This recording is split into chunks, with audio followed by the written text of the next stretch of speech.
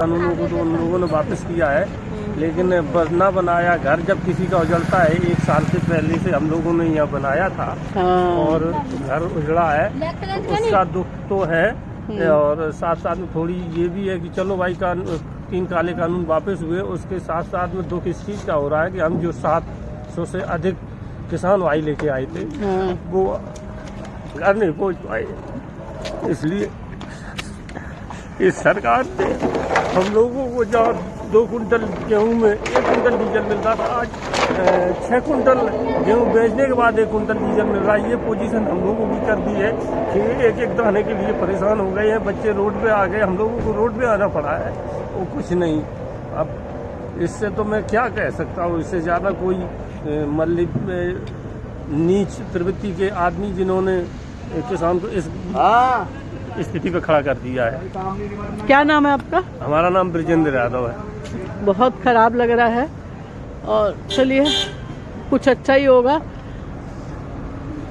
दूसरी चीज़ है, अच्छा क्या होगा, ये तो चाहे योगी हो चाहे मोदी हो, इनको घर गृहस्थी के बारे में, खेती के बारे में, ना तो इनके पास खेती है ना इनके पास घर गृहस्थी है, तो इनको सारी चीज़ों का कोई अनुभव ही नहीं है कि खर्चा कैसे घर मेंटेन होगा, कैसे घर चलेगा, कैसे देश चलेगा।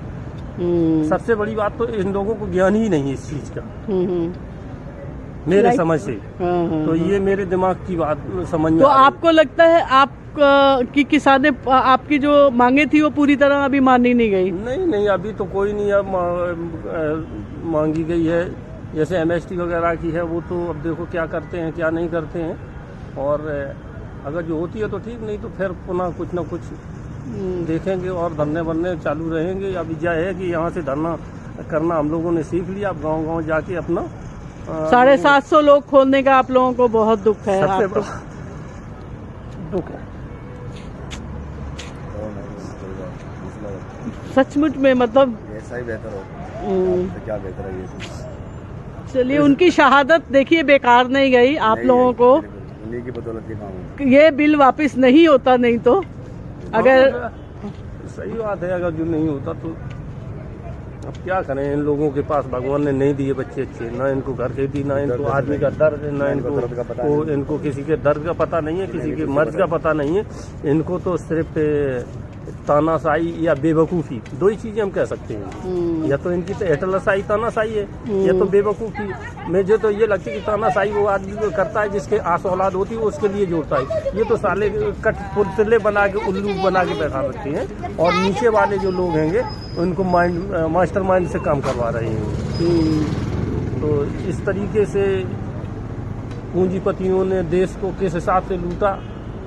एक तो डकैती डाल के आदमी राइफल लगा के लूट लेते थे, पूंजीपतियों ने उस हिसाब से लूट रखा कि बैंक से लोन ले लो और डीजल का रेट बढ़ा दो। तो किसान के लिए इधर से लोन में फंसा दिया, उधर डीजल से पैसा निकाल लिया। तो हम लोगों को खाने दाने के लिए, एक दाने के लिए अब मोहताज हो गए हैं कि बच्चों की पढ़ाई लिखाई से लेके रहने सहने की सारी व्यवस्था ध्वस्त।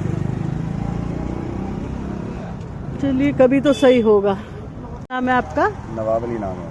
अच्छा नवाब अली, आपको कैसा लग रहा है 1 साल आप वापस जा रहे हैं? रहा है, दुख भी है, हमारे इतने किसान शहीद हो गए। हमारे प्रधानमंत्री को एक फैसला लेने के लिए 1 साल का वक्त लगाना पड़ा। अगर ऐसे ही फैसले ये लेते रहे, पहले उस देश को गड्ढे में धकेलेंगे, फिर उसको निकालने के लिए 1 साल लगाएंगे, तो इस तरह तो ये देश को गर्क कर देंगे बिल्कुल। हमारी समझ में एक बात ये नहीं आई, मोदी जी को इतनी सहानुभूति के साथ देश ने इतने प्यार से वोट दे के वहाँ बिठाया था कि हमारी मूलभूत सुविधाओं की अच्छे से देखभाल करेंगे, अच्छी व्यवस्था करेंगे, लेकिन उन्होंने तो महंगाई इतनी बढ़ा दी, दाने दाने को मोहताज कर दिया। उद्योगपतियों को सारी चीज लीज पे देनी शुरू कर दी, ठेकों पे देनी शुरू कर दी। और क्यों दे रहे भाई ठेके पे? बेरोजगारी बढ़ा दी, फैक्ट्रियाँ बंद होगी, उद्योग धंधे बंद हो गए, एजुकेशन नहीं रही, स्वास्थ्य बेकार हो गया हमारा, सारा ऐसा एक ठेरची गया सारा सिस्टम। कह रहे हैं बड़ी सारी सब्सिडी देते हैं, डीजल पे, खाने पे 2000 रुपया देते हैं। अरे तो कहाँ से सब्सिडी दी है? 2 कुंटल गेहूं में 1 कुंटल डीजल मिल रहा था, आज 6 कुंटल गेहूं में 1 कुंटल डीजल। आप सब्सिडी वाली बात कर रहे हैं? सब्सिडी क्यों ले? हम तो एक चीज जाने कि देश इनके आने से पहले भी चल रहा था और अब भी चल रहा है और उसके बाद भी चलेगा। ये सोच रहे हैं कि सिस्टम को हम अपने हाथ से चलाएं, ये ऊपर वालों को भूल गए। ये अपने सिस्टम को अपने आप चलाना चाह रहे हैं कि जैसे हम चाहें इस तरह चले।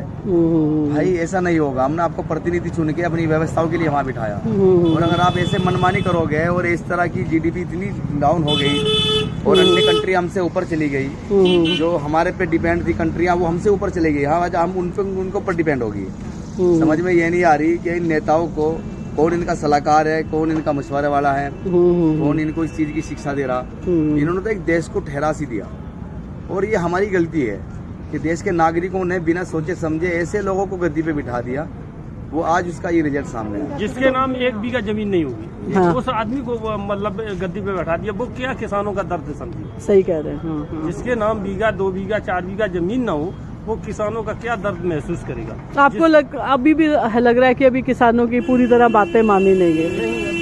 बात कह दिया माने कि आप लागू हो तब बात मानी जाए, ये तो कहने करने की बात अलग है। ये 3 काले कानून तो इन्होंने वापस कर लिए।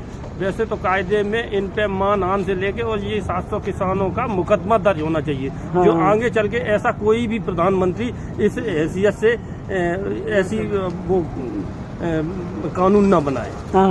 सही कह रहे हैं आप। इस तरीका से नहीं तो आज इन्होंने लागू किया, कल वापस कर दिया। बीच में ये जो 700 से ज्यादा किसान गए, इन लोगों की FIR दर्ज ऐसे प्रधानमंत्री के खिलाफ होनी चाहिए।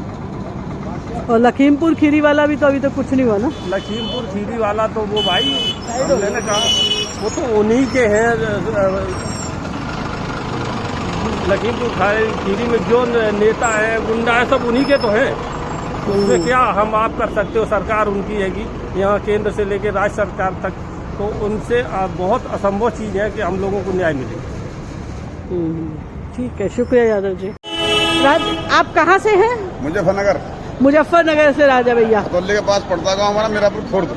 हाँ, नहीं इधर से ही निकलेंगे? हाँ, इधर। अच्छा, तो राजा भैया सरकार ने जैसे मांगे मान ली हैं, हाँ जी। अब आप वापिस जा रहे हैं, कैसा लग रहा है? बस जाने को मन तो कर रहा है बहन जी, 1 साल तक। हाँ, जाना पड़ रहा है, बाकी यहाँ का हमें लगाव बहुत ज्यादा हो गया। अच्छा, आप लोगों का आशीर्वाद, आप लोगों का प्यार कितना मिला यहाँ से, बहुत ज्यादा। हाँ, चलो ठीक है राजा भैया, मिलता रहेंगे आपसे। शुक्रिया। टिकट सब है क्या? आने वाले हैं। अच्छा, तो पूरी जाने की तैयारी अब तो? और मैं 1 साल से आ रही हूँ, अब मैं कहाँ जाऊंगी? राजा भैया का पूछिए। 4 दिसंबर का याद है भैया, ठंड पड़ी, फोन आया राजा भैया, मैं राजा भैया मैं पहुँच रही हूँ। खूब ये सबसे आखिरी में जाऊंगे। हाँ, ये यहाँ आने वाले किसान है नहीं, बाकी सब जा लिए। आज हरियाणा में 4 रैली हुई है, राकेट टिकट बहुत बढ़िया देखी मैंने आज। मैं हरियाणा में टोल फ्री हाँ। किसान वहाँ से हाँ। तो कल यहाँ 9 बजे 9:30 बजे चल देंगे। हाँ, हवन कुंड भी बन गया। हाँ। ये देखिए राकेश टिकैत ने, ये देख रहे हैं सारा यहाँ बिल्कुल तैयारी है। और ताऊ कैसा लग रहा है? सुबह जा रहे हो आप हुक्का लेकर अपना वापस? हुक्का तो दे जाओ मुझे अपनी याद का। हुक्का छोड़ दो है, हुक्का छोड़ देना, बड़ा वाला छोड़ देना। मैं आऊंगी सुबह लेने हुक्का, ठीक है? अच्छा, तो अब कैसा लगेगा जब गांव जाओगे तो? हाँ, ये देखिए ये कैसे जुगाड़ है। ये धुनी लगा रखी है, ये हुक्के के लिए है। सारा हुक्के का जुगाड़, पूरा सबके हुक्के का जुगाड़ किया हुआ था, जबरदस्त है ना?